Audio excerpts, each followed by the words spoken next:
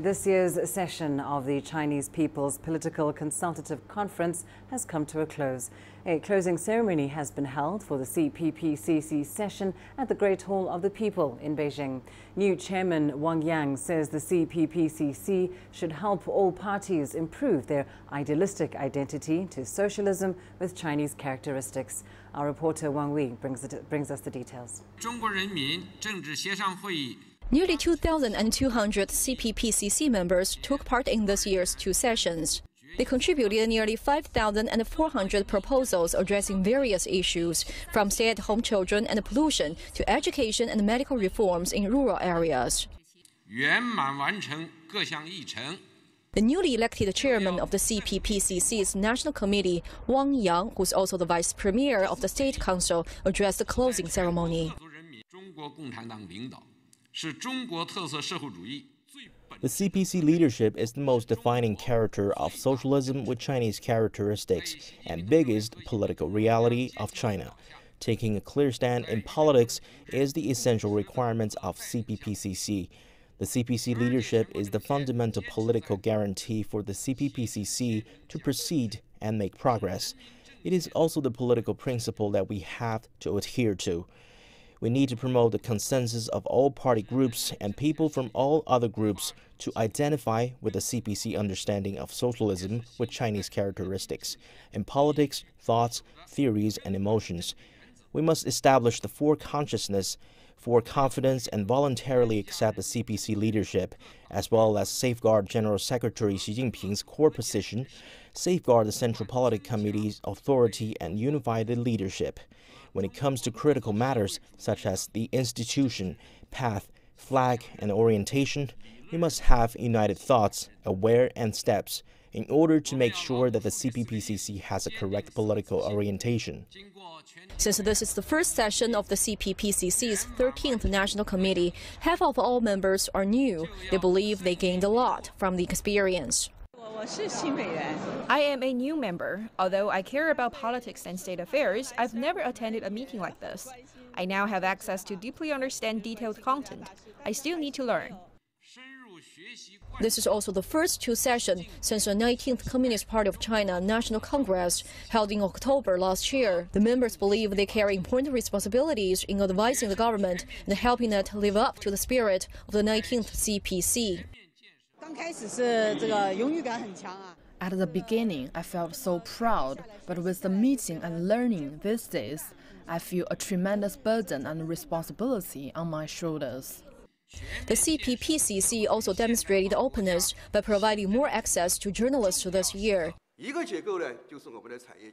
It held 3 news conferences focusing on economic development, people's livelihood, and those involving China's non-communist parties and the All-China Federation of Industry and Commerce.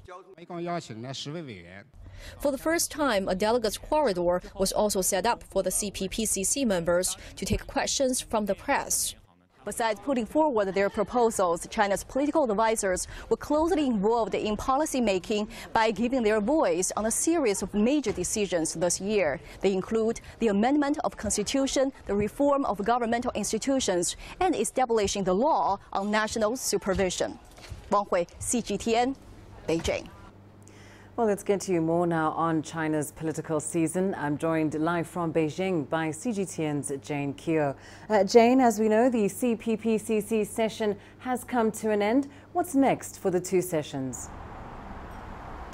Well, Lindy, the CPPCC is only one part of the two sessions. The NPC, the National People's Congress, is still in session. The meetings are still going on, and the deputies will perhaps have a busy couple of days ahead as their meeting also comes to an end on the 20th of March. Now, a couple of issues are on the table for the NPC deputies, including voting on key documents that include the supervision law, which is very important, very key in the ongoing reforms. This is what will establish the supervisory commission that will, among other things, intensify the war on corruption and sort of institutionalize the anti-corruption drive. Now, the deputies will also be discussing several issues on the work report by Premier Lee, the work report by the Supreme Court and the Supreme Procurorate. Now, the deputies will also be electing new leadership, and we are most likely to see a new cabinet lineup. Of course, Lindy, all this will be happening in the next 5 days.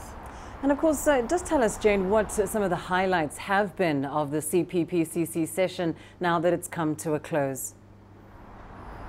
Well, of course, one of their major highlights is the election of the 13th CPPCC National Committee. Wang Yi, the 63-year-old Wang Yi, was elected as the chair, along with 24 deputies and about 300 members of the standing committee. Of course, this is just an advisory body that plays a very important role in, of course, sharing its insights, suggestions, and you would say kind of influences through consultation on a wide range of issues, like you had there, from the economy, political, and even social issues. Now, this year, we understand the CPPCC delegates made about 5,000 proposals. Of course, this will be presented to the relevant organs. Now, another key highlight was, of course, the changing and the amendment of their 1982 charter to also include several issues and make several inclusions, including the Xi Jinping thought of socialism with Chinese characteristics for a new era. So definitely, it's been very historic for the CPPCC. Lindy?